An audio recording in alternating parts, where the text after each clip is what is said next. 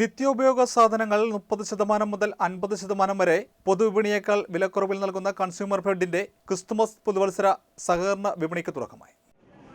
Consumer fed കേരളത്തിലാകെ നിരന്തരമായി പൊതുമാർക്കറ്റിലെ വിലയെ പിടിച്ചു നിർത്താൻ ഇടപെട്ടു പോകുന്ന വളരെ പ്രധാനപ്പെട്ട നമ്മുടെ സംവിധാനമാണ്.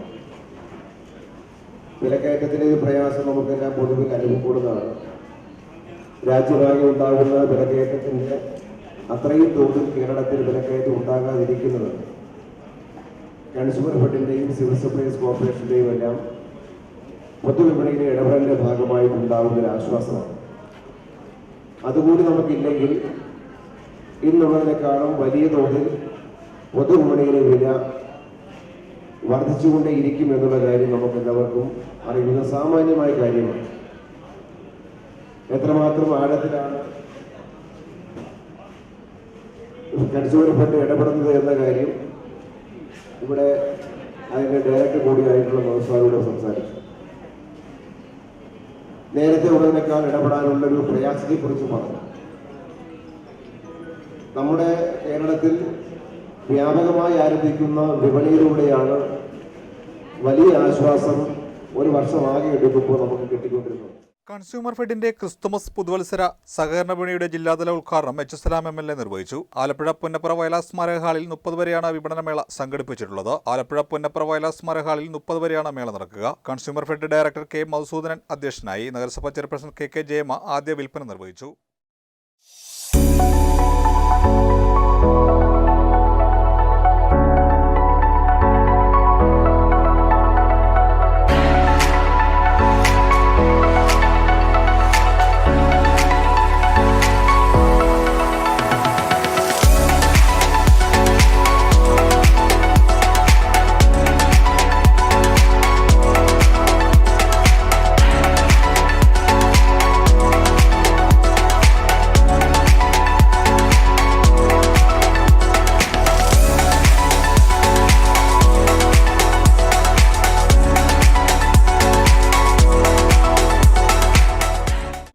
കൺസ്യൂമർ ഫെഡ് മേളയിൽ നമ്മൾ 13 തരം നിത്യോപയോഗ സാധനങ്ങൾ, പ്രധാനമായിട്ടും അരിയും പയറുവർഗ്ഗങ്ങളും മുളകും വെളിച്ചെണ്ണയും പഞ്ചസാരയും ഉൾപ്പെടെ പൊതുവിപണിയേക്കാൾ ഏതാണ്ട് 60% വരെ വില കുറച്ച് ഈ ക്രിസ്മസ് പുതുവത്സര ആഘോഷവുമായി ബന്ധപ്പെട്ട് ജനങ്ങൾക്ക് നൽകുന്നതിനും പൊതുവിപണിയിലെ അനിയന്ത്രിതമായ വിലക്കയറ്റത്തെ കൺട്രോൾ ചെയ്യുന്നതിനും വേണ്ടി സംസ്ഥാന ഗവൺമെന്റ് തീരുമാനമനുസരിച്ച് നടപ്പിലാക്കുന്ന പദ്ധതിയാണ്.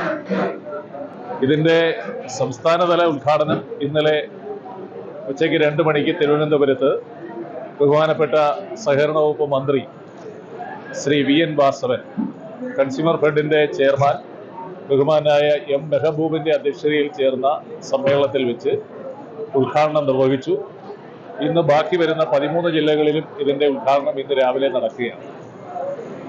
നമ്മുടെ നിത്യോപയോഗ സാധനങ്ങളുടെ വില മാർക്കറ്റിൽ വല്ലാതെ ഉയർന്നു നിൽക്കുന്ന സമയമാണ്.